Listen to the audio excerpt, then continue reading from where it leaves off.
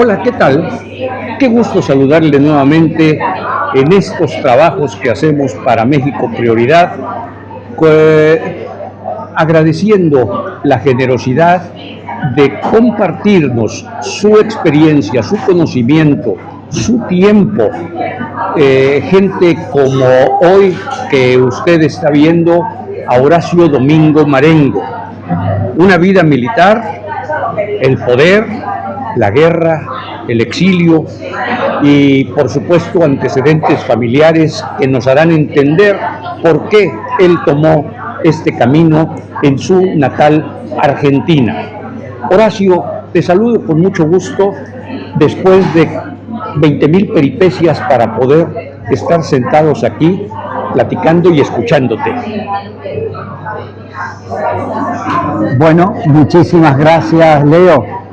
Para mí es un placer y estoy muy satisfecho de poder dialogar contigo.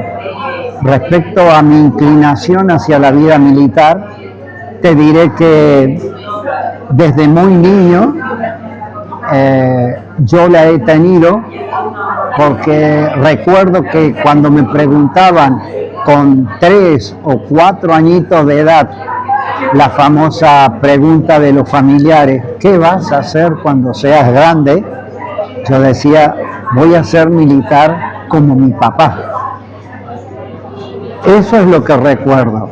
Y recuerdo también que hubo una imagen que me motivó, que fue en aquella, digamos, infancia,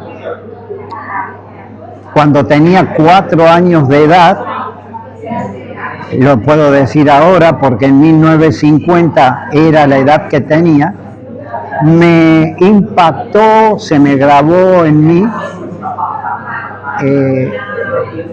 la exposición pública de la personalidad del padre de la patria argentina, José de San Martín, libertador de Argentina, Chile y Perú, porque en ese año se hablaba mucho de San Martín y hasta se acuñaron monedas en pesos nacionales, de las cuales yo conservo y atesoro como un gran recuerdo esa imagen y todo lo que los elogios hacia la figura sanmartiniana calaron muy hondo en mí y me movió hacia la carrera militar.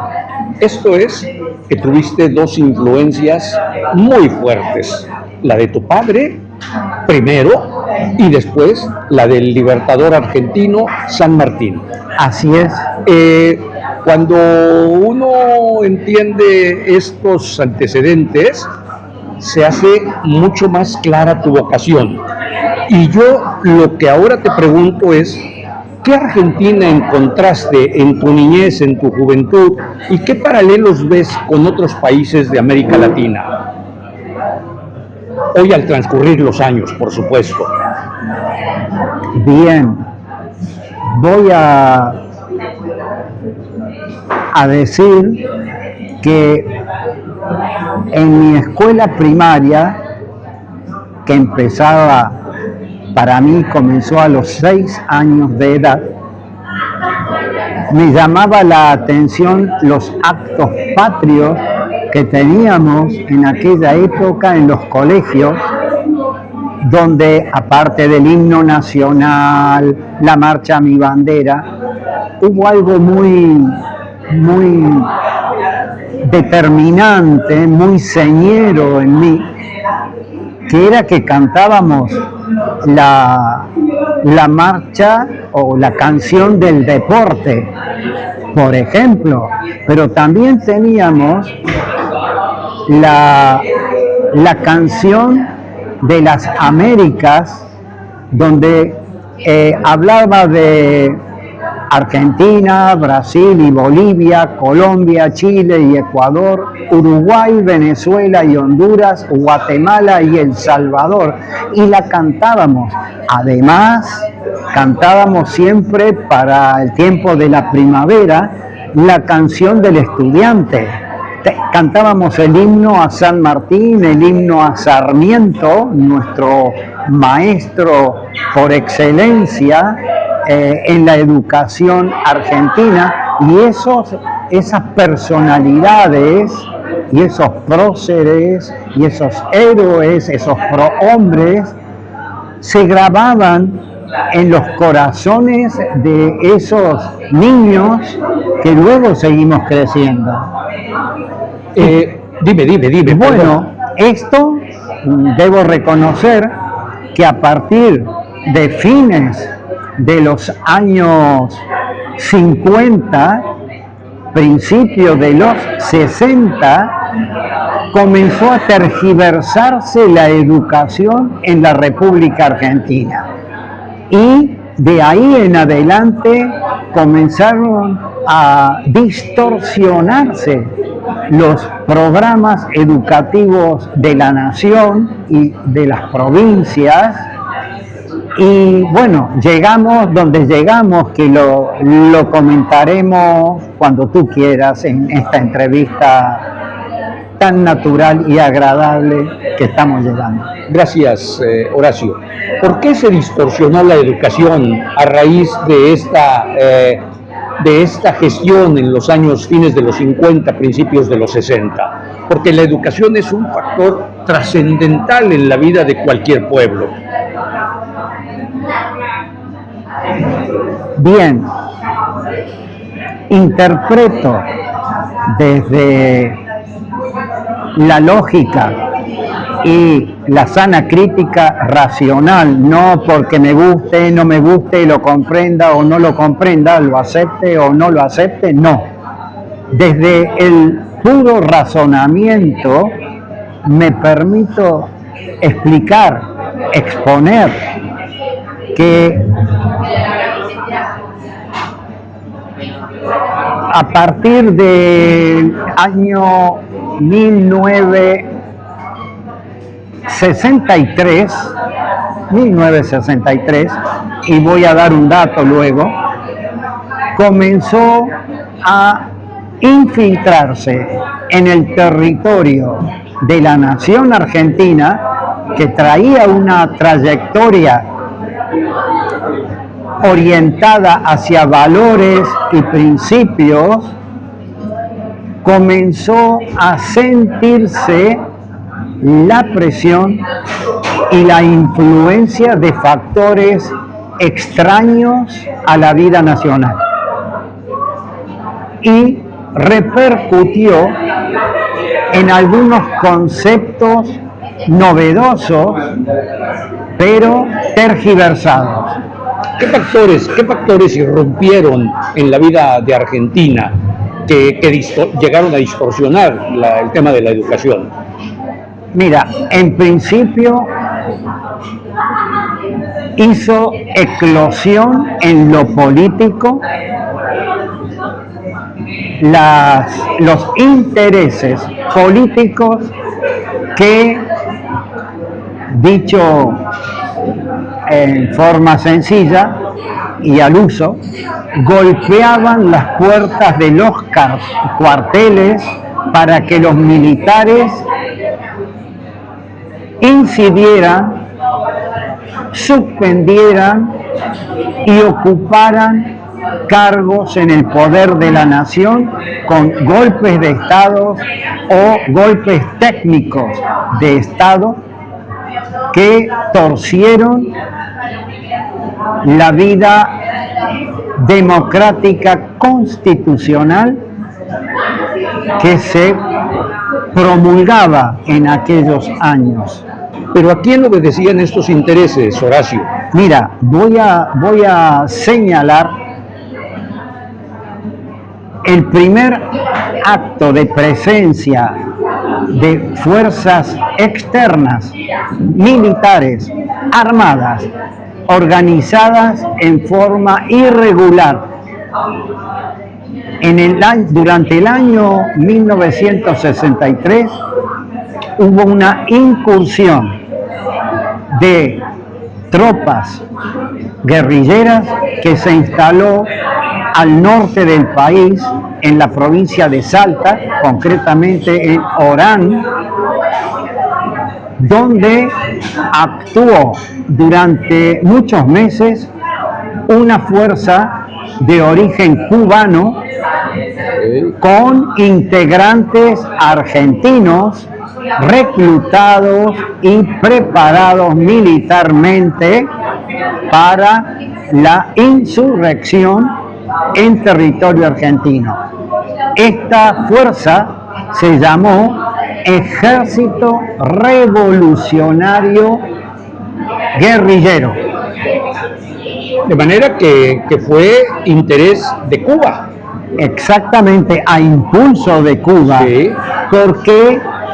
Porque ya en Cuba se había pergeñado el ingreso del Che Guevara a la República Argentina en intentos de emular aquella gran marcha de Mao Zedong, y desde el norte del país la idea, esta es una teoría que se denomina castro-guevarista, por supuesto de orientación maoísta, por lo que la más dura de todas. Exacto. Sí, la más radical. Exactamente, porque la idea era, mediante un sistema de focalización de la insurrección, y acá viene la atrocidad ideológica errada, tenía como propósito desde el norte venir bajando, creando focos. Esto se llama teoría foquista, castro-guevarista, y llegar a cercar Buenos Aires para la toma del poder. Este movimiento de este ejército guerrillero del pueblo, EGP, dije revolucionario antes, es un error. Ejército Guerrillero del Pueblo tuvo existencia en Orán y desarrolló actividades hasta marzo del año 1964. Debo aclarar lo siguiente: en ese periodo se encontraba gobernando el presidente Arturo Illia, surgido del voto en las urnas de los ciudadanos electores. No era un golpe, no era de una Estado. imposición. No. Era surgido legal y legítimamente de las urnas. Sin embargo, este ejército guerrillero del pueblo estaba accionando, operando militarmente en el territorio argentino. Fue detectado y denunciado por pobladores con la intervención de Gendarmería Nacional, y atento a lo que voy a decir porque normalmente no lo he escuchado nunca y que se publicitara y se difundiera. La intervención fue de la Gendarmería Nacional Argentina y la policía de la provincia de Salta, que por orden expresa y expresa resolución del presidente de la Nación, se ejecutaron las operaciones para contrarrestar ese accionar del ejército guerrillero del pueblo y exterminarlo. Con esta connotación, en medio de este contexto, ¿qué significaba ser militar en ese momento? Ahora te lo digo, pero quiero hacer un agregado más antes de terminar esto.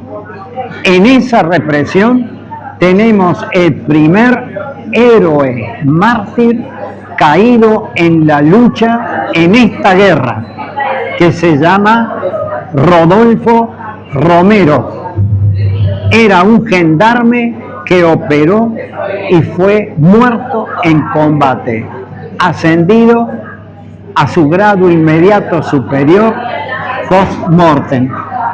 O sea que tenemos perfectamente descrito y determinado en modo que no entra ninguna discusión. Desde el punto de vista lógico sería un modo apodíptico. No tiene ninguna posibilidad de discutirse estos hechos que están comprobados por la historia, no por la memoria, no por la mera memoria, sino por la memoria histórica, cosa que muchos años después,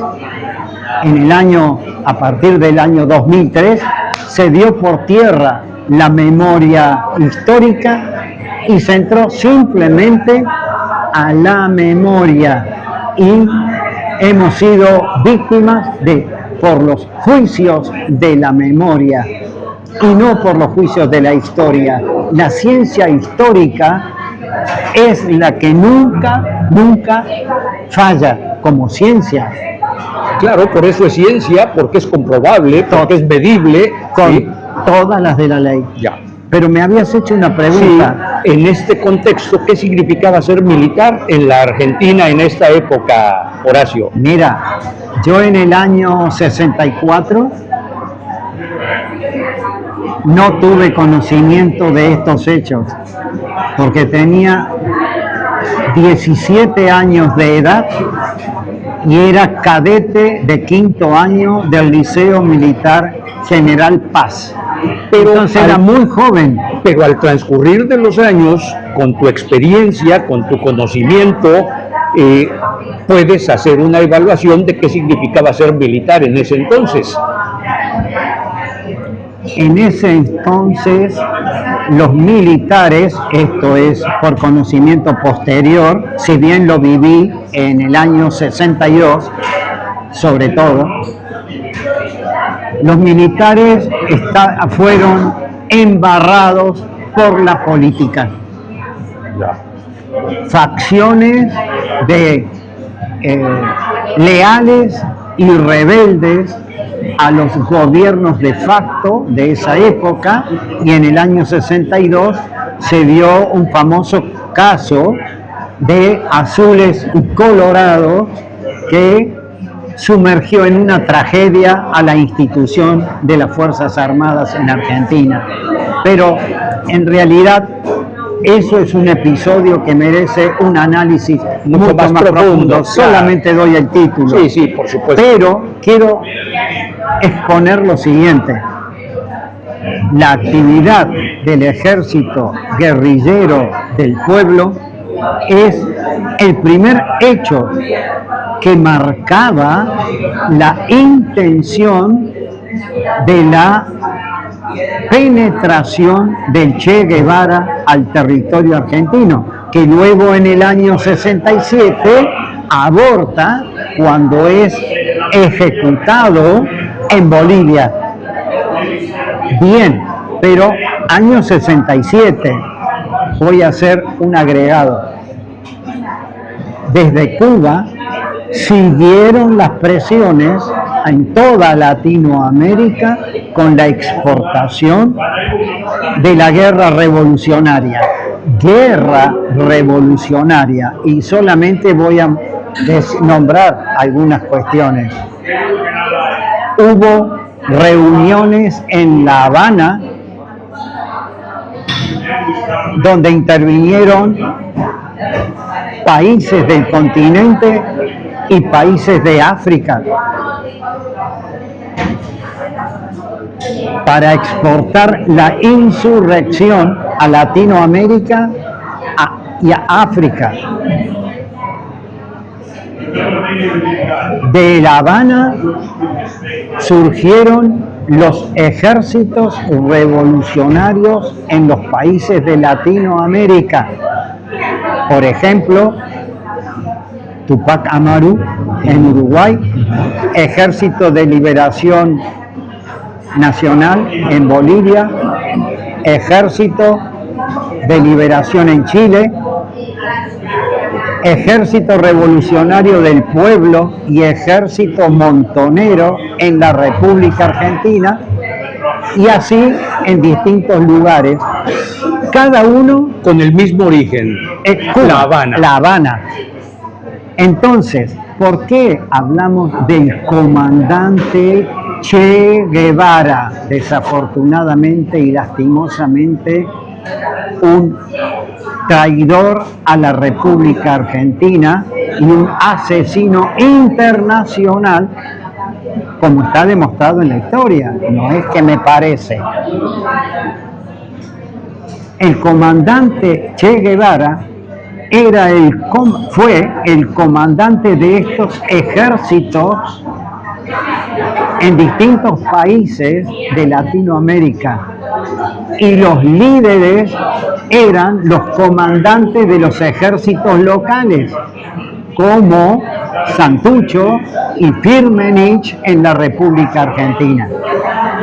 ¿A qué atribuyes, Horacio, que desnudando al Che Guevara, siendo desnudado por la historia y catalogado como bien lo has dicho, a qué atribuyes que hasta la fecha siga siendo una bandera que se enarbola en muchas partes en el mundo, especialmente en América, por supuesto?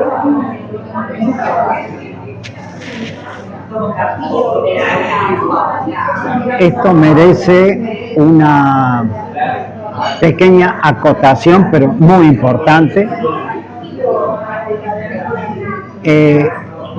La propuesta inicial, lo he referido con los ejércitos revolucionarios, era la violencia y el terror.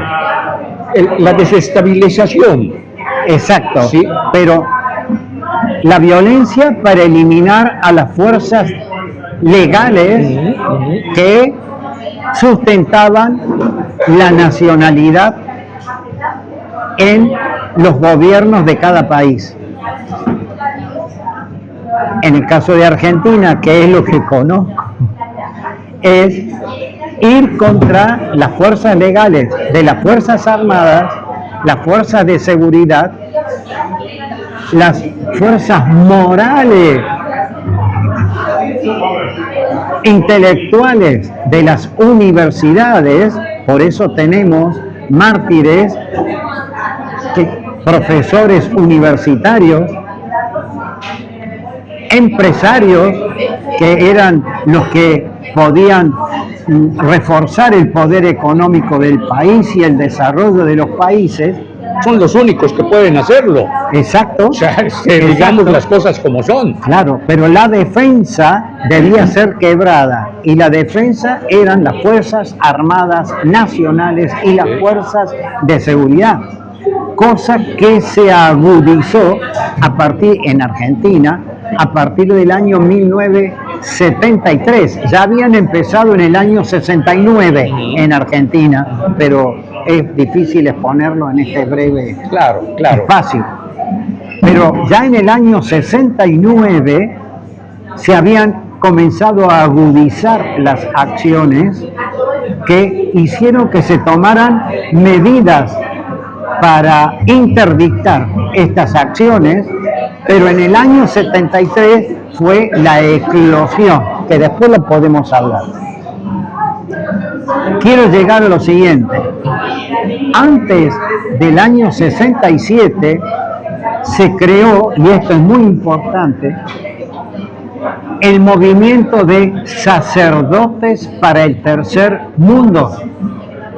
Y surgieron, hablo en Argentina, los famosos curavilleros, los que iban a las villas marginales a hacer su propaganda evangélica contaminada de socialismo, de tercermundismo.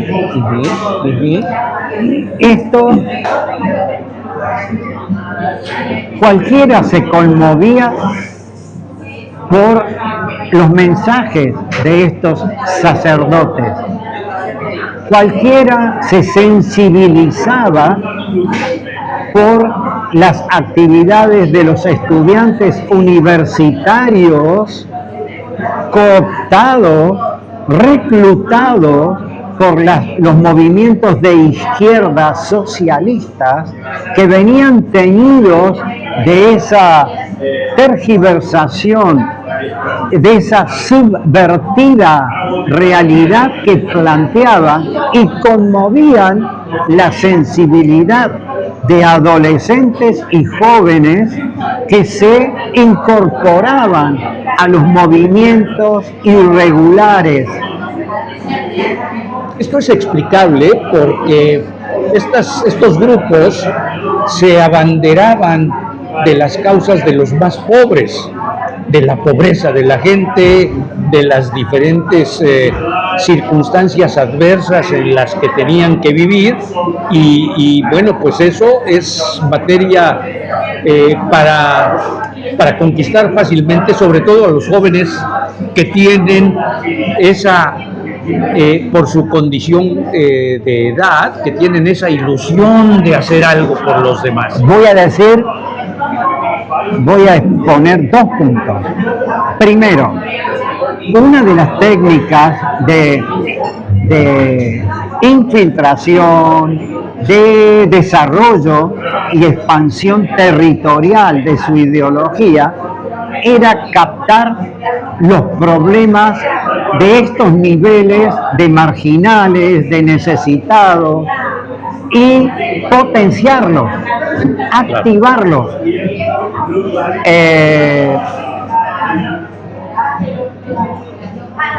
Eran preparados en Cuba como tropas especiales de agitación. ¿Entiendes?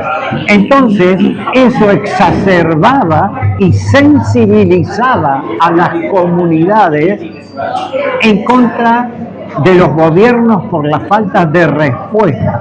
Y eran caldo de cultivo de los propósitos de la infiltración socialista comunista.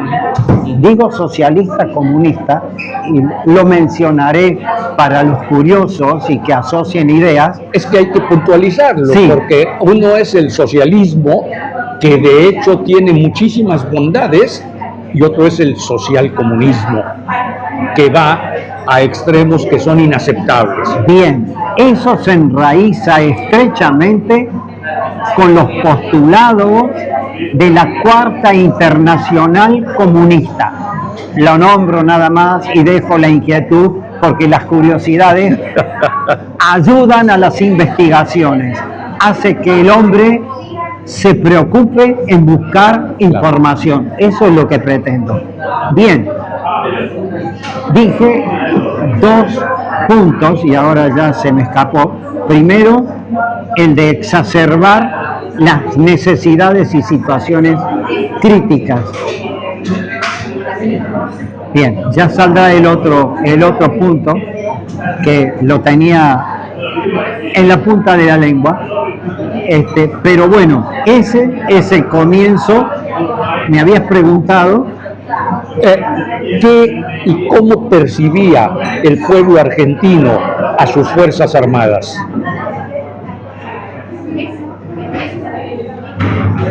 Bien, si bien el pueblo argentino en general, la gente adulta y madura y la gente mayor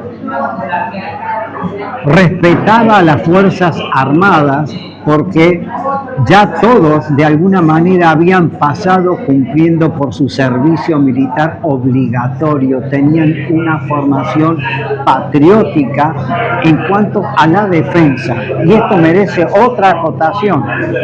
El ejército, las Fuerzas Armadas argentinas, nunca a partir de la Constitución Nacional del año 1853 se preparó para invadir territorio fuera del propio. Acordemos eso. Luego entonces no tenía un carácter bélico, no, de solamente conquista de... no, Sí. porque nuestro preámbulo de la Constitución Nacional Argentina del año 1853, en uno de los objetivos dice proveer a la defensa común. ¿De quién? De los argentinos, de la nación. Claro.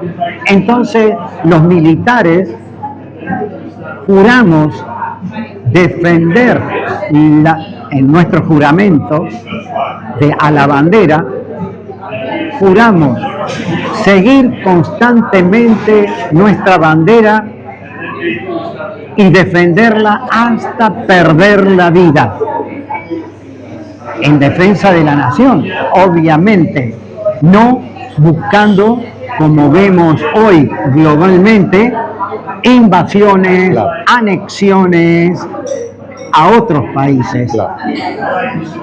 Bien, entonces, el pueblo en general, respondiendo a tu pregunta, se encontraba sorprendido, no se manifestaba porque no tenía modo un pueblo pacífico como lo fue el pueblo hasta los años 60 y 70 y posteriormente también el pueblo pacífico no reacciona con violencia y más ante un enemigo desconocido como fue todo el movimiento de los ejércitos revolucionarios que aterraban, por eso son terroristas. Sí. ¿Por qué son terroristas? Porque meten miedo, Pánico meten en la población, pánico. claro. Entonces, pero además, los hechos de las operaciones militares y en su momento inicial con las operaciones de las fuerzas de seguridad y algunos otros eventos como ser accidentes donde los guerrilleros preparando explosivos en sus domicilios les explotaban los artefactos que estaban preparando y luego se publicaba en los periódicos y en las noticias radiales, en los medios de comunicación, que habría sido una célula terrorista que operaba en un departamento de la ciudad o en alguna casa en los suburbios, en los barrios. Entonces la gente ya entre el terror, el miedo y la desconfianza optaba por decir: ¡qué barbaridad! Anoche explotaron, hubo 6 o 4 o 10 explosiones en la ciudad. Y luego se enteraba por los medios de comunicación que habían sido atentados con explosivos, lo cual, si bien el periodismo cumplía con la misión de informar, eso calaba en el espíritu del ciudadano común de la ciudad. Se aterrorizaba peor tantito. Esa fue, estamos hablando, me dices, cómo llegamos hasta hoy, ¿no? Sí, con esto, sí. con esta misma situación. Sucede que luego del año en Argentina, y cada uno verá en otros países cómo fue la evolución, hasta el año 83, que se terminó el proceso de reorganización nacional de las Fuerzas Armadas para dar lugar a un periodo supuestamente democrático con el doctor Raúl Alfonsín, en el que surgió legalmente en las urnas. Okay. Se había terminado la violencia armada por parte de los ejércitos revolucionarios. Pero ¿qué sucedió? que la estrategia para la toma del poder fue cambiada y se adoptó la teoría de Antonio Gramsci. O sea, que continuaron con la actividad ya de la infiltración, el entrismo en las organizaciones políticas y sociales, y esos guerrilleros ideológicamente preparados ya no empuñaron armas, sino que ocuparon puestos en las estructuras de gobierno y sobre todo en el ámbito educativo. Y el germen más importante que plantearon lo sembraron en las ciencias sociales a nivel terciario y a nivel universitario.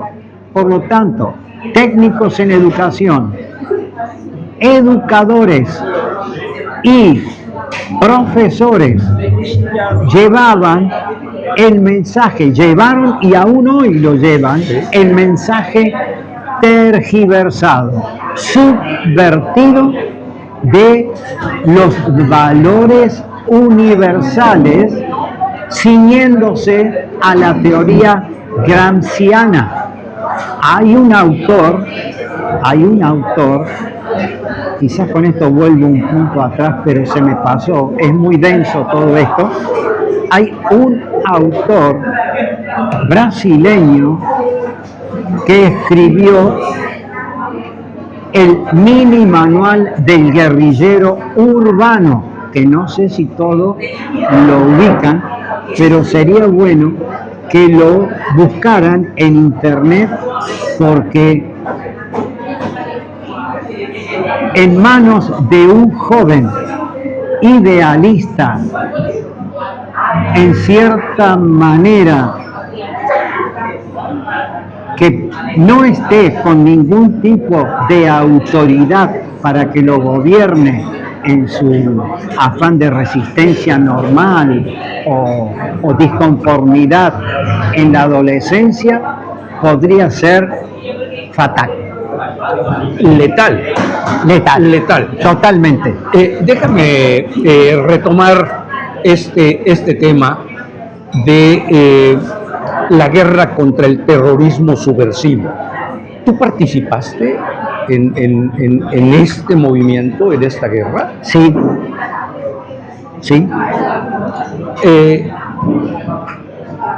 ¿Cómo percibiste los resultados después de? Debo hacer una aclaración. Yo participé, pero quiero aclarar algo respecto a las guerras.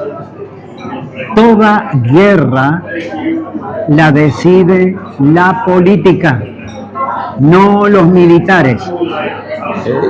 Claro, los militares obedecen a los jerarcas políticos. Totalmente, sí. Pero quiero aclarar lo siguiente.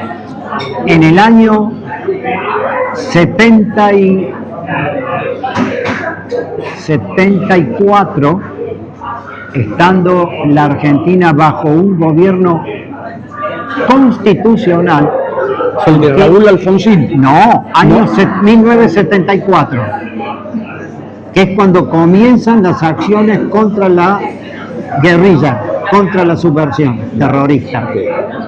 Gobierno, era el tercer gobierno del general Perón. Juan Domingo Perón y vicepresidenta su esposa María Estela Martínez de Perón. Evita Perón. No, Evita era hasta el año 53 que falleció. Perdón por mi ignorancia. No importa. Pero... No, por favor. En la aclaración para muchos que nos vean y nos escuchen. Sí. Leo. Perón asume en el año 45 1945. Tiene 2 planes quinquenales de 5 años, obviamente. En los primeros 5 años fue exitoso porque era un país rico con mucho oro después de la Segunda Guerra Mundial. Solamente lo apunto. Comienza el segundo quinquenio y en el año 53 falleció Eva Perón. Sigue Perón, que cae en 1955. Se exilia en España y vuelve en el año 73 y en diciembre del 73 asume la presidencia de la nación con el 56% de los votos a su favor. Un éxito total las elecciones. Sin embargo, las fuerzas de los ejércitos guerrilleros cometieron atentados, actos, asesinatos, ataques a cuarteles, que no voy a nombrar, están comprobados, que provocan la reacción del general Perón, que en cuyos mensajes, uno en particular, ordena en enero del año 1974 que la ciudadanía, lo parafraseo, debía reaccionar y que se debía eliminar a cada uno de estos delincuentes por la salud de la nación. Más o menos eso es el mensaje. Esa era la consigna. Pero las palabras era que se debía eliminar uno a uno por la salud de la nación. Dejémoslo ahí, hay documentos para verificar. Posteriormente, el general Perón prepara 2 decretos ante la posibilidad de la escalada revolucionaria. Estos 2 decretos, luego de su muerte, el 1 de julio del año 74, Estela Martínez de Perón, que asume la presidencia de la nación y que ya se venía ejecutando una persecución y eliminación de terroristas por parte de una organización clandestina del gobierno del propio Perón, que se llamó la Triple A. También la nombro porque hay documentos que la explican y nos robaría mucho tiempo. Entonces, Estela Martínez de Perón apela al primer documento secreto del general Perón para que las Fuerzas Armadas intervengan en la lucha contra la subversión, así se llamó. Y aquí voy a tu pregunta. Tu participación. Mi participación, teniendo en cuenta que fue una orden del gobierno de la nación que se disgrega hacia abajo, porque esa orden va a las cabezas de las Fuerzas Armadas. Para que de ahí permee, claro, hacia los... De ahí baja el plan militar, estratégico, táctico, y luego baja a las unidades de combate, que es ahí donde estaba yo, en una unidad normal, un cuartel normal, en una guarnición militar, cuya misión hasta ese momento era solamente instruir a las clases de ciudadanos que se incorporaban año tras año a cumplir con el servicio militar obligatorio. Pero en el año 75, el día 7 de febrero, el gobierno de la nación ordenó con un decreto que se iniciaran las operaciones militares en la provincia de Tucumán, donde estaba comprobado, aclaro que yo tenía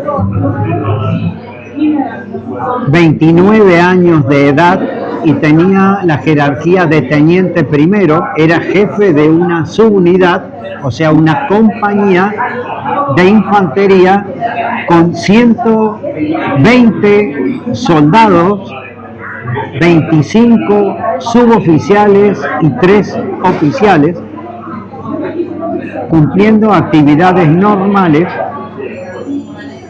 de guarnición, como en tiempo de paz, a 400 kilómetros de la zona de operaciones militares que se desarrolló en Tucumán, en un operativo que se llamó Operativo Independencia. ¿Pero por qué se llamó Operativo Independencia? Porque el Ejército Revolucionario del Pueblo, que estaba operando desde hacía más de un año en la zona de boscosa y selvática de Tucumán, tenía la pretensión de liberar toda esa zona de la soberanía argentina. Y ya tenía los canales preparados a través de Cuba y la ONU, atención, para que se declarara una república independiente, o sea, una pequeña Cuba al estilo de Sierra Maestra, metida dentro del corazón de la República Argentina. Un absurdo total. ¿Por qué? Porque solamente podían lograrlo mediante la violencia. Aquel foquismo revolucionario del plan Castro-Guevarista del año 63, que se pretendía emular a Mao Zedong, estaba condenado al fracaso. Pretendían el levantamiento del campesinado. En Argentina, ya en los años 60, no existía el campesinado de China o el campesinado de otros países. Había propietarios de tierras en producción, había fuerzas de seguridad y fuerzas armadas en cada una de las provincias. ¿Cómo iban a pensar, cómo se podía concebir que se fueran a levantar, ir a Buenos Aires, hacer el cerco a la ciudad, que es la penúltima etapa de la técnica revolucionaria, y la última era la toma del poder por la violencia? No podían alcanzarlo jamás.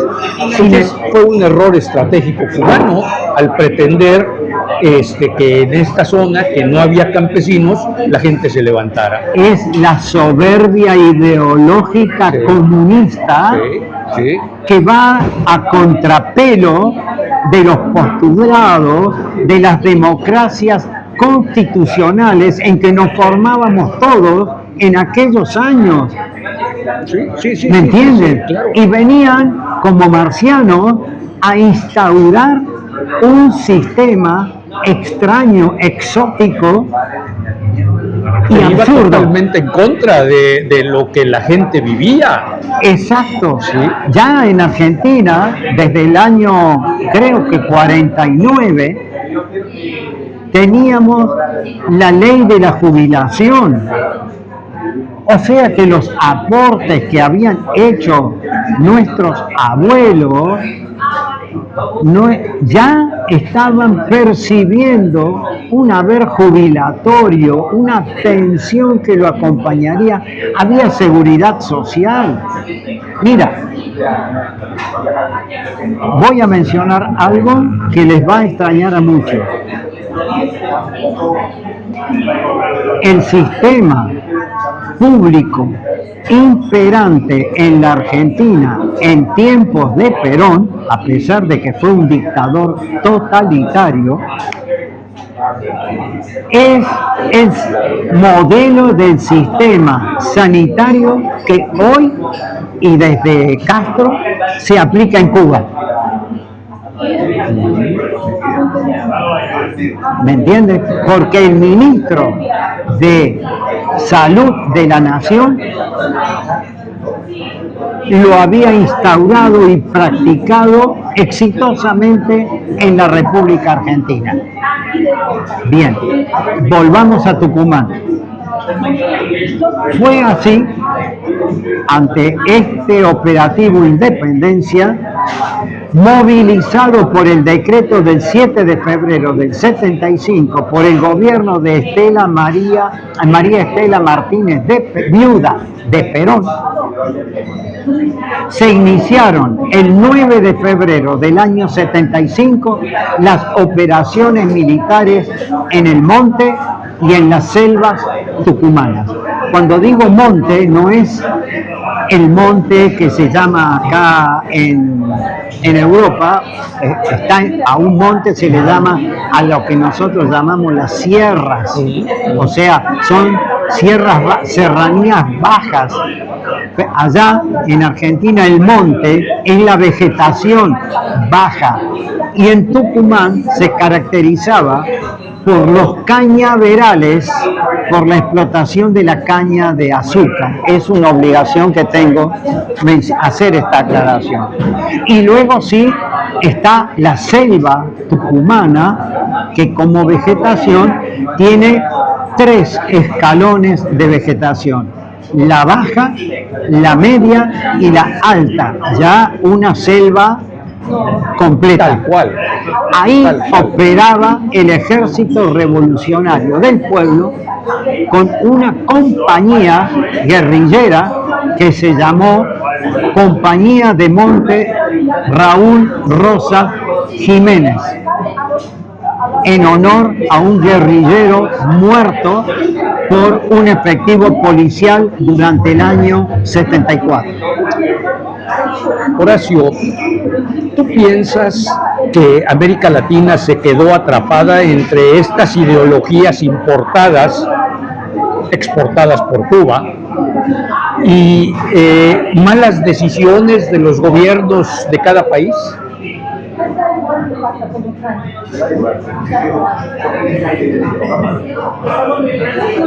Yo puedo hablar de lo que conozco respecto a Argentina.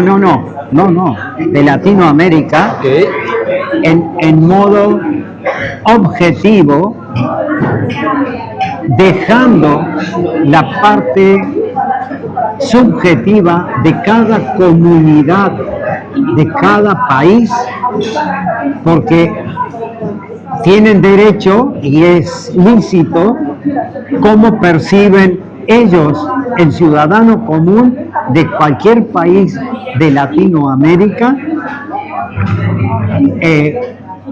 la realidad, cosa que yo objetivamente no puedo.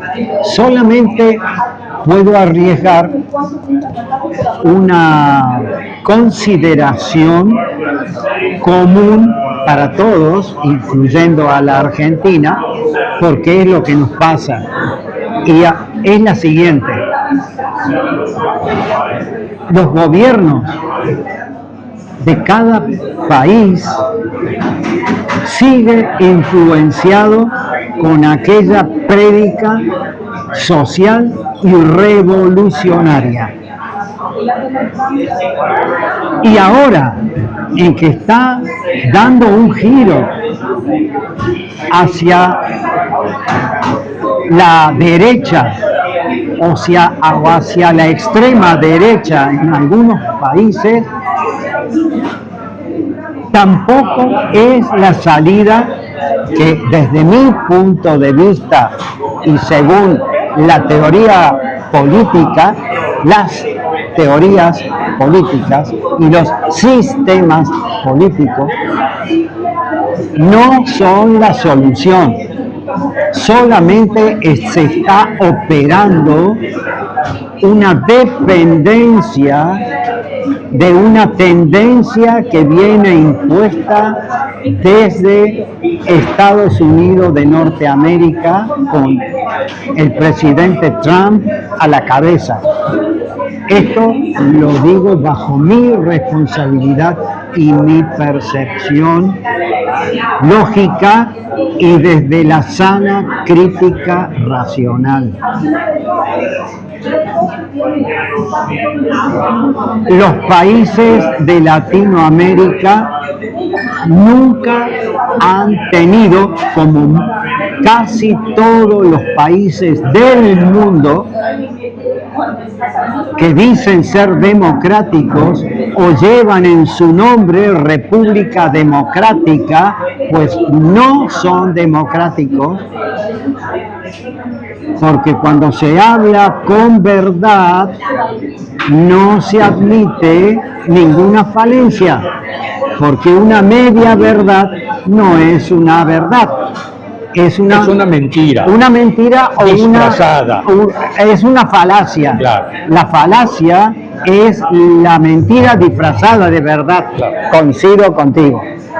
Entonces, en realidad y con rigor metodológico, casi ningún país, digo casi, por no decir ninguno, pero digo casi, para defender alguna subjetividad y no herirla. No ha existido la democracia en estos países y en ninguno. Primero, porque aquella democracia de la polis griega es imposible ejercitarla hoy. La democracia de los cantones suizos es imposible ponerla en vigencia hoy.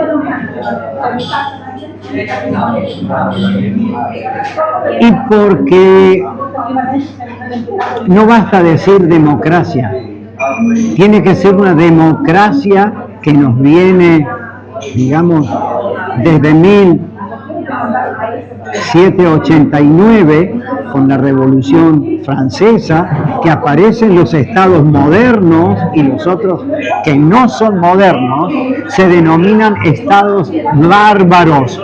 No tenemos que ser hipócritas y llamarlos con la verdad.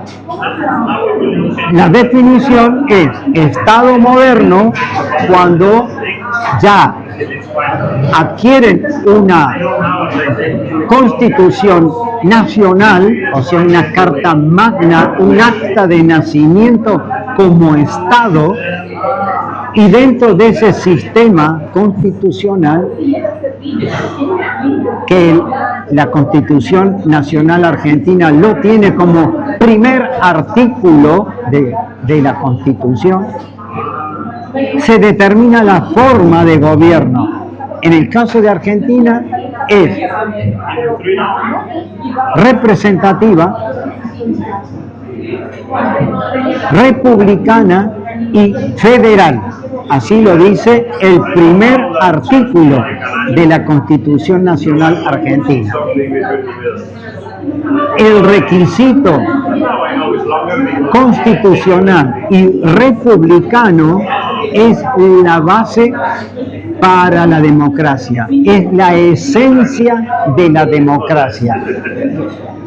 Déjame preguntarte, Horacio, tú estudiaste ciencias políticas estando en servicio activo. Así es. A partir de este conocimiento teórico, ¿cómo alcanzas a visualizar y a comprender cómo se toman las decisiones? Porque ya decías que las decisiones no las toman los ejércitos, las toman los políticos. Y ahora con ese sustento académico, no. Debo hacer una aclaración, y esto es fundamental.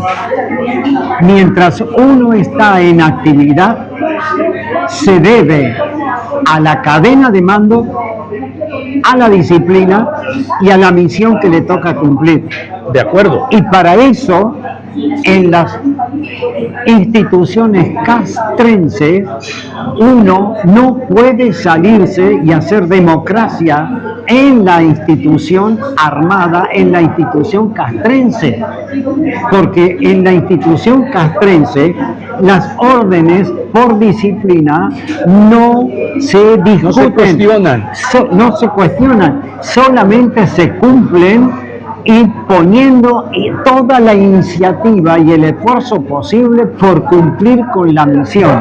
Pero yo te pregunto, Sí. a partir de tu conocimiento teórico en la ciencia política, ¿cómo visualizas tú ya Bien. en lo personal? Muy bien, bien. En lo personal, yo tuve siempre dividido lo que es lo institucional de lo que es fuera de los cuarteles y fuera de mis responsabilidades. Entonces, si bien aprendí toma de decisión, análisis y apreciación de situación, también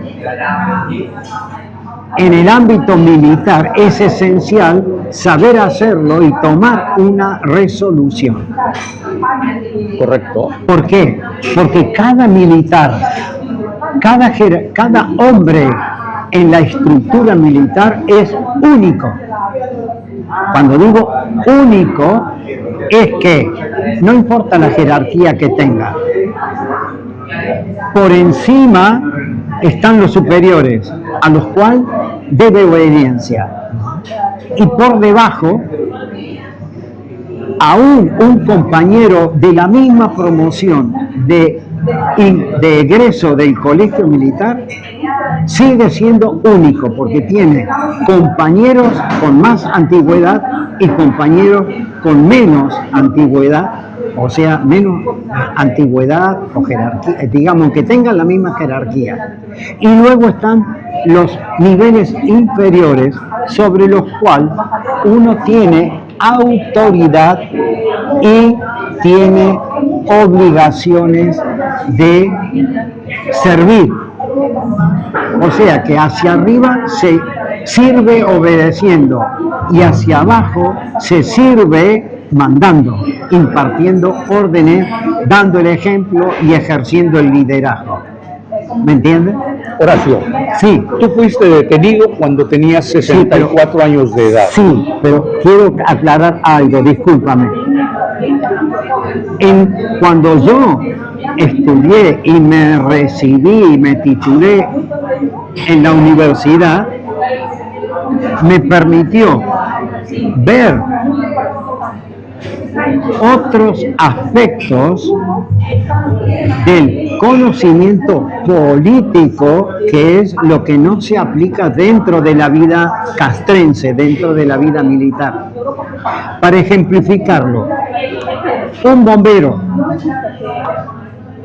que es castrense, un policía que tiene la formación castrense, aunque no para la guerra, también tienen mando y obediencia y disciplina.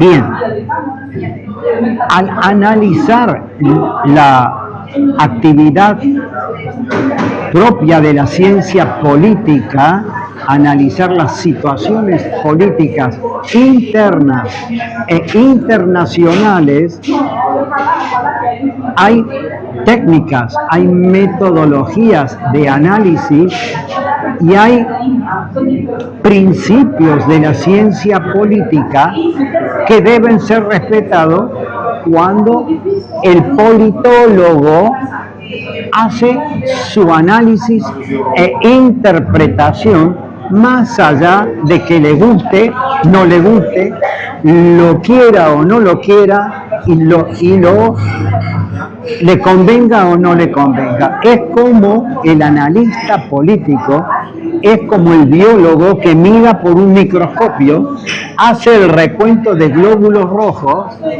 y dice lo que ve, sin poner ningún aditamento personal. Luego lo envía al médico o autoridad que le ha pedido ese análisis y ellos, la autoridad, el médico sanitario, es quien saca conclusiones sobre el informe que hace el biólogo. Entonces,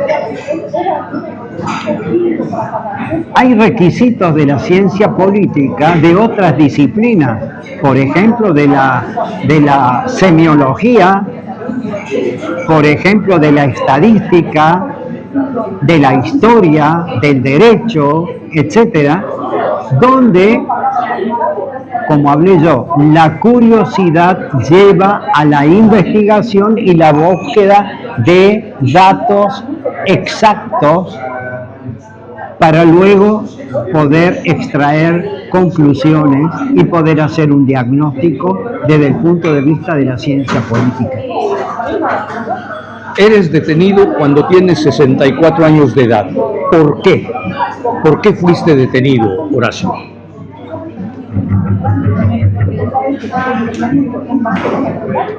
Bien, todo esto se originó en un plan donde ha fallado nuevamente el gobierno de la nación argentina en manos ahora de el presidente Néstor Kirchner, con sus ambiciones, sus apetencias, sus miedos, muy miedosos, aterrorizado de que los militares le fueran a dar un golpe de Estado o desestabilizar su gobierno. Él había llegado al gobierno con escaso 22% de los votos en las urnas, lo cual... Paupérrima esa cantidad. Así es. Bueno, yo lo digo, todo está escrito e informado, Sí, ¿verdad? sí, sí. Bien, entonces él necesitaba elevar ese nivel De aceptación. Y de fidelización, para lo cual eligió un enemigo fácil de vencer con un acto perverso, execrable, que es haber hecho un pacto con nada más y nada menos que con un periodista de origen montonero. Él se desempeñó como oficial de inteligencia del ejército montonero en los años 70, con un montón de vínculos y relaciones con protagonistas y autoridades políticas del proceso de reorganización nacional que llevaron adelante los gobiernos militares a partir del 24 de marzo del 76. Este pacto entre ambos, entre Horacio Berbisky y Néstor Kirchner. Horacio Berbisky, el periodista. El periodista, que quizás muchos no conocen este antecedente. Pero en su momento debió tener una fuerza brutal a los ojos de la sociedad. ¿O no? Por ignorancia de la sociedad y por apego de todo el sector que había sido vencido con las armas y que estaban libres, pero adeptos a las teorías de Gramsci, para la toma del poder, siguen siendo los mismos terroristas, revolucionarios, subversivos porque subvierten, porque tergiversan el significado de las palabras o de las frases con eufemismos o neologismos o excesos de terminología fantasiosas que no es más que un libertinaje lingüístico, para decirlo en pocas palabras. A partir del año 2003 se pone en marcha el plan derivado de ese pacto.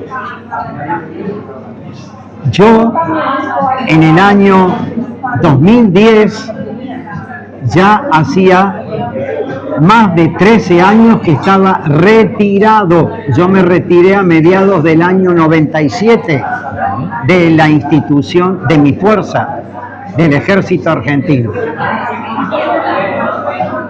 Ya jamás tuve una actividad que tuviera que ver con algo vinculado a la política o acciones contra los agentes de la subversión que estaban en los gobiernos y nada, absolutamente.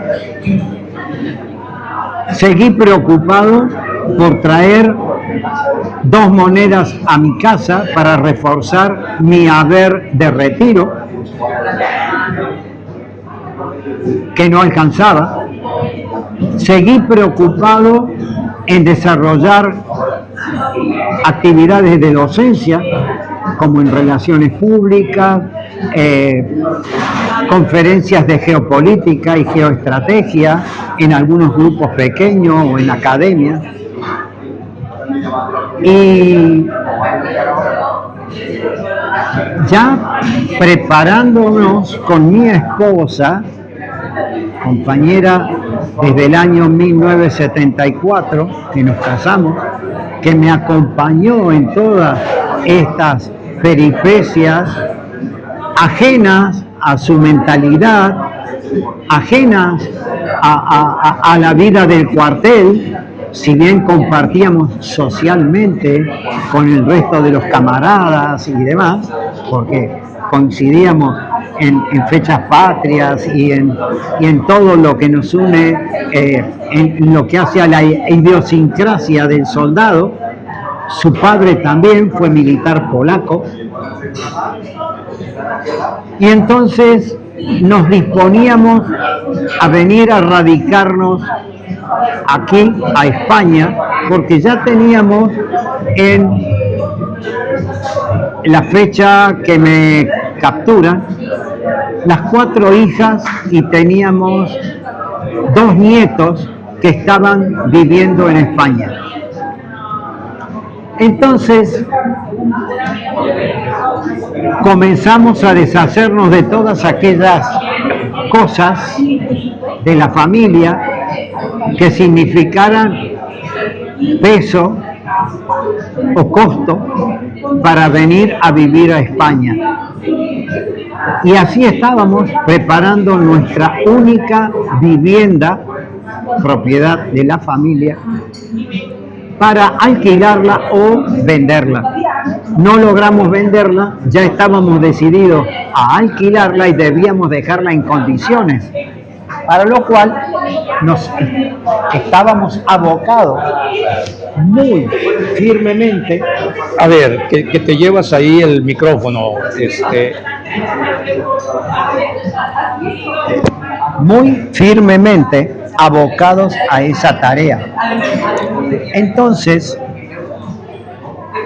fue el 10 de octubre del año 2010 en que fui capturado, sin saber por qué, llevado a dependencias de los tribunales federales y pasar esa primera noche en un calabozo de los tribunales de la ciudad federales de la ciudad de Córdoba. ¿En qué momento te enteras que eres capturado y por qué razones y cuánto tiempo estuviste detenido? En realidad, lo haré breve. Me detienen con una patraña jurídica que era atribuirme el hecho que asusta por asociación ilícita, privación ilegítima de la libertad y sometimiento a tormentos. Esa es la primera noticia que tengo. Imagínate, me faltaban 9 días para viajar a España. Teníamos los pasajes en nuestro poder, las valijas armadas. Estábamos ultimando detalles de nuestra vivienda para irnos a vivir esos 9 días en casa de un matrimonio amigo antes de embarcar. Y a las 5:30 de la tarde del día 10, una comisión federal se presenta en mi domicilio preguntando si yo era tal y que debía tomar conocimiento de una notificación. Lo haré breve. Tomé conocimiento de la notificación y a continuación, sin que estuviera mi esposa presente, que estaba dentro de la vivienda, yo estaba en el jardín del frente de mi casa, le dije, y ahora nos va a tener que acompañar a tomar conocimiento de la causa en la dependencia de la delegación de la Policía Federal. Se me ocurrió preguntarle, esta noche vuelvo a casa, y eran 2 personas, uno me dijo no y el otro hacía gesto negativo con la cabeza. Fue caminar desde la puerta del jardín hasta el interior de la vivienda y decirle a mi esposa que esa noche ya no iba a volver a casa.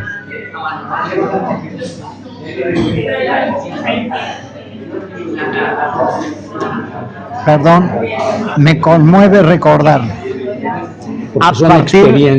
Porque son experiencias que marcan a uno para toda la vida, son durísimas, sobre todo a partir de saber que son injustas. Así es. No solamente me ha marcado a mí, sino imagínate a tu gente querida, a mi familia, a mi esposa,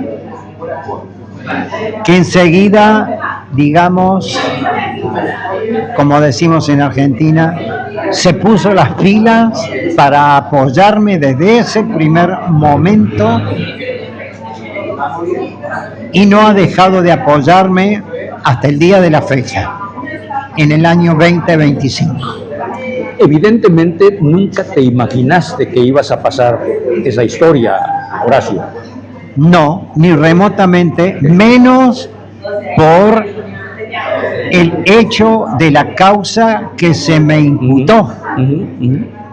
Porque hablaba de un sindicalista, yo estaba en Córdoba, claro, os reitero, un sindicalista de la provincia de Jujuy, que jamás en mi vida había escuchado hablar, ni había conocido, ni tratado con él. Sin embargo,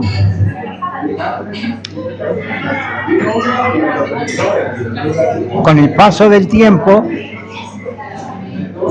se determinó que esta carátula, digamos, en mi contra, la carátula del expediente, ya es una violación jurídica a un principio que es el principio de congruencia, porque me detienen por una causa y al final he sido juzgado por otra.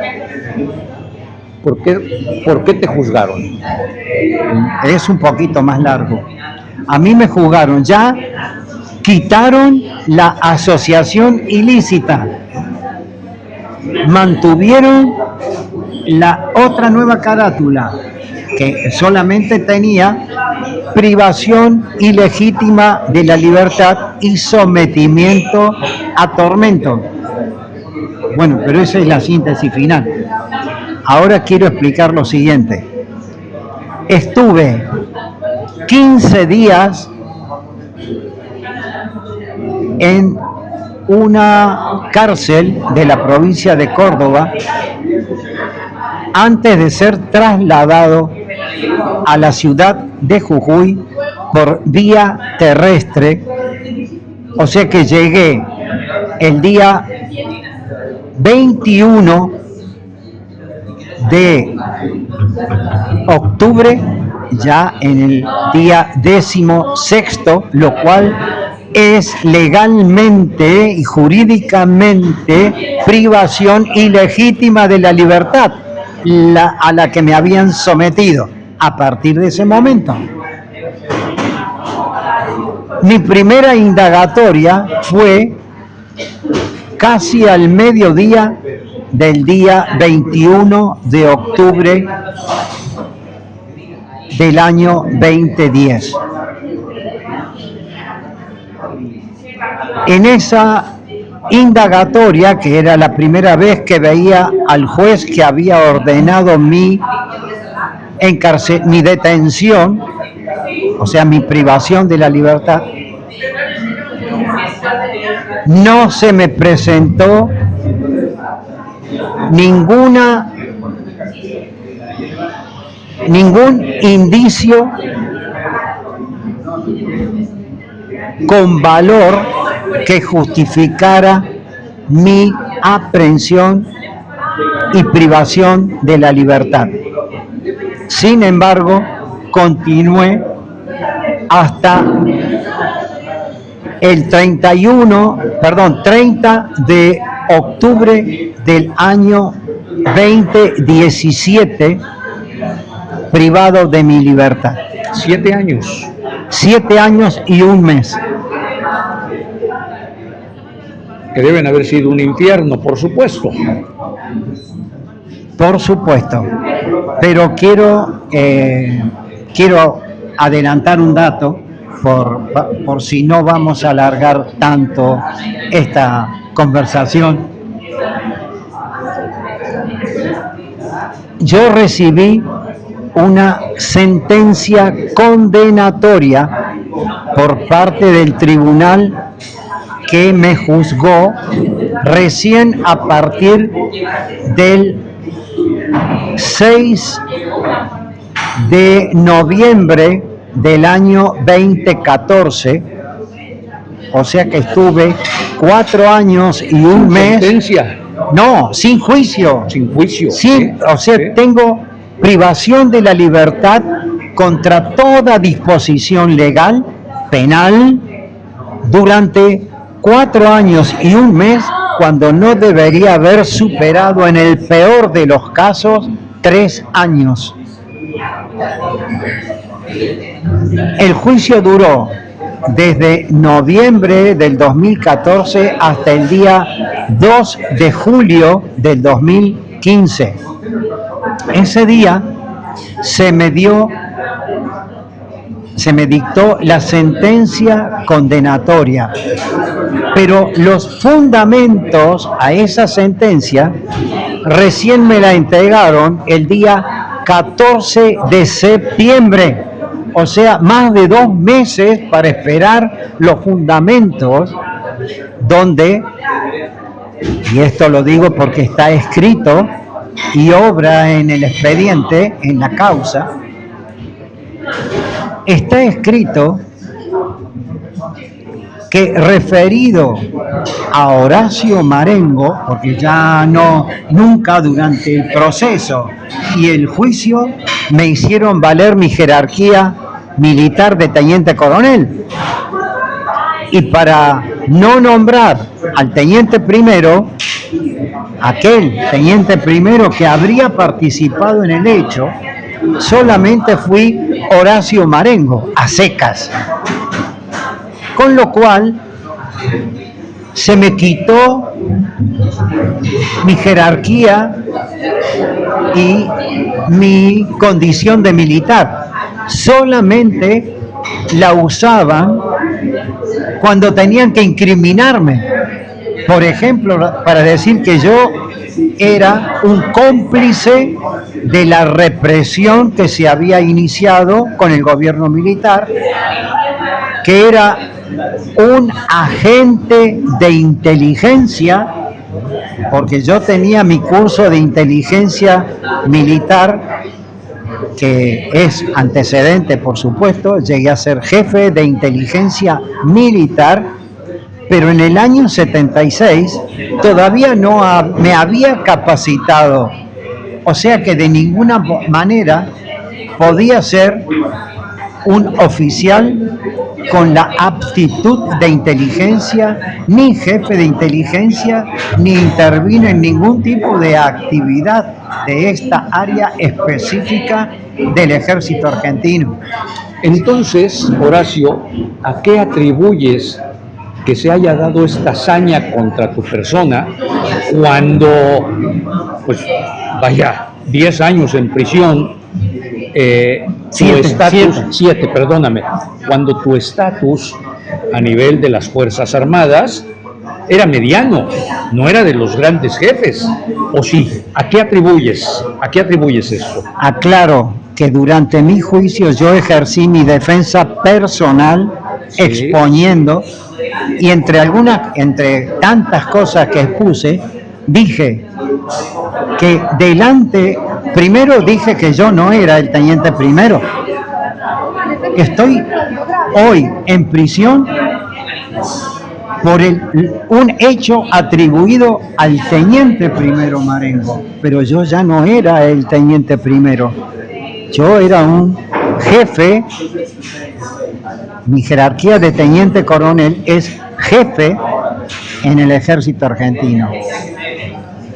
Como jefe de ese teniente primero, le dije al tribunal, yo puedo ver todo lo que conozco en la documentación de autos y no le encuentro prueba de valor suficiente para poder afirmar, desde mi titulación universitaria y mi capacitación como director de tesis en la Universidad Nacional de Santo Tomás de Aquino, de Tucumán, no detecto elemento probatorio de valor alguno que haya sido aportado por la Fiscalía o los querellantes ante este tribunal.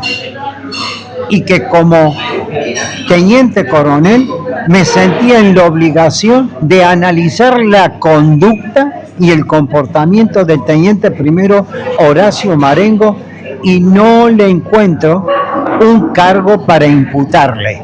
Palabras más, palabras menos, está en internet. Si alguien pone TOF Jujuy _ causa Marengo, me va a escuchar en una edición de 46 minutos de las casi 4 horas que expuse el primer día de mi juicio. O sea que lo que pretendo hablar es hablar con la verdad y no con una falacia. Además, debo aclarar que la sentencia que recibí fue de 12 años de cárcel. Y a los 7 años y un mes, nadie pudo ir en contra de la absolución de culpa y cargo que me dio la Cámara de Casación Penal de la Nación. Por eso, el día 30 de octubre del año 2017, fui puesto en libertad, sin culpa, sin cargo. ¿A qué conclusión te hace llegar este asunto, obviamente respecto al sistema de procuración de justicia de tu país? Todo ha sido una patraña, una argucia jurídica llevada adelante por una organización ilícita, tremenda asociación ilícita desde el punto de vista legal, que se planeó a partir de aquel pacto que he mencionado antes entre Néstor Kirchner y Horacio Verbitsky. Pero voy a hablar, además de que es mi caso, es exactamente el caso con que, o el modo, mejor dicho, con que se involucró a más de 2.700 camaradas militares, camaradas de las fuerzas de seguridad, sacerdotes, civiles y empresarios que han caído en esta farsa y teatro de los juicios de lesa humanidad en la República Argentina. Hoy lo están padeciendo y ya en la Argentina tenemos más de 966 muertos en cautiverio o en su domicilio, pero luego de haber estado sometidos a cautiverio con pésima atención sanitaria, con carencia de especialistas en gerontología y tantos otros defectos de la vida carcelaria injustamente impuesta a los que luchamos, defendimos la nación argentina contra la agresión terrorista, revolucionaria y subversiva. Por eso yo categorizo, en mi caso y a todos los camaradas, como presos políticos y prisioneros de guerra del terrorismo revolucionario. Eso es apodíctico, no hay modo de discutir este tema. Casi para terminar, Horacio, ¿qué institución a nivel internacional tendría que vigilar que este tipo de situaciones bueno, las que ya se dieron, pues, pero tendría que haber alguna sanción, que no se sigan dando?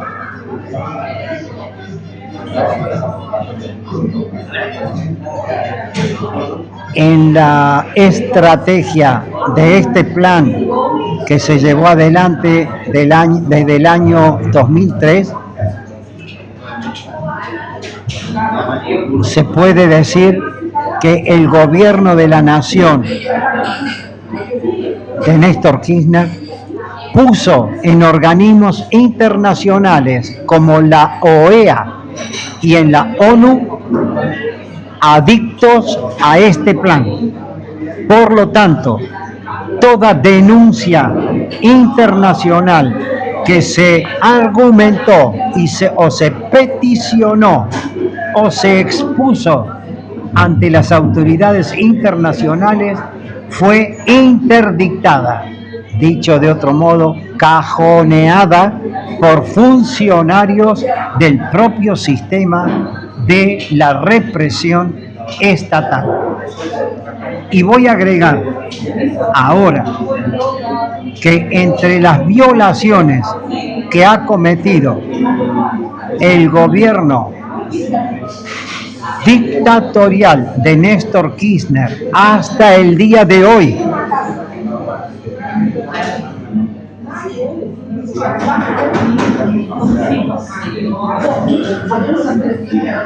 Se han violentado principios del derecho que están dentro de la Constitución Nacional, como el principio de inocencia, igualdad ante la ley y otros más.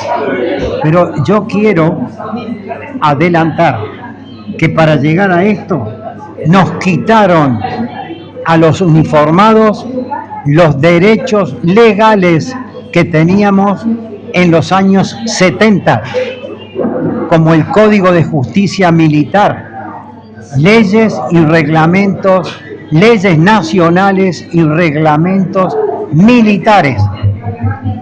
Y ya con la anulación de leyes que habían sido promulgadas por el Congreso de la Nación, como la ley de punto final y obediencia debida, reitero, fueron anuladas, los uniformados quedamos sin respaldo legal y metidos al Código Penal de la Nación como cualquier delincuente común, como si no hubiéramos actuado cumpliendo órdenes dentro de la institución y en defensa de la nación argentina. La situación de hoy que se está viviendo en Argentina, a pesar de todos los defectos, la podemos vivir porque no se dio lugar al éxito de aquella embestida terrorista revolucionaria de los años 70. Si no, estaríamos hechos al modelo de Cuba, de Venezuela y otros países que soportan el comunismo cubano. Yo fui condenado a 12 años y fui absuelto luego de haber cumplido 7 años y un mes. Pero lo que yo padecí y pude zafar, mis camaradas, mis hermanos de armas, aún lo siguen padeciendo. Horacio, no sabes cómo agradezco tu generosidad para compartir este testimonio de vida y tu tiempo, porque mira que pues ha sido un muy buen rato. Me gustaría que nos hicieras favor de compartir un mensaje final. Bien, creo que tengo que hacer un enfoque que metodológicamente, aunque muchos no lo comprendan, pero tienen la oportunidad de averiguarlo. Es el enfoque sistémico. El enfoque sistémico es no solamente analizar el objeto de nuestra atención e interpretarlo, sino también analizar el entorno, el marco general que lo envuelve y de donde recibe presiones, cargas informativas, etcétera, que hacen que ese objeto merezca nuestra investigación, nuestro análisis y nuestra interpretación. Como dije antes, estamos en un mundo político equivocado en el mundo, porque hablamos de democracia y no somos democráticos, no estamos globalmente en el sistema democrático.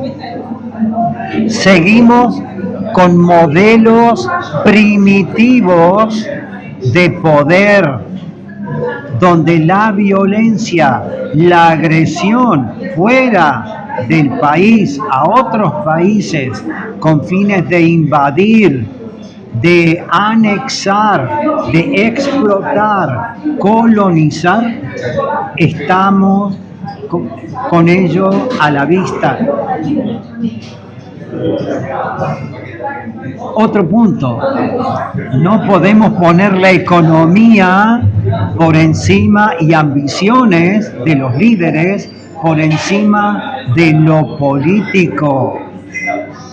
En un país, ahora voy a Argentina y a los países individualmente, un país que pone la economía por encima de la política va camino al fracaso y su destrucción.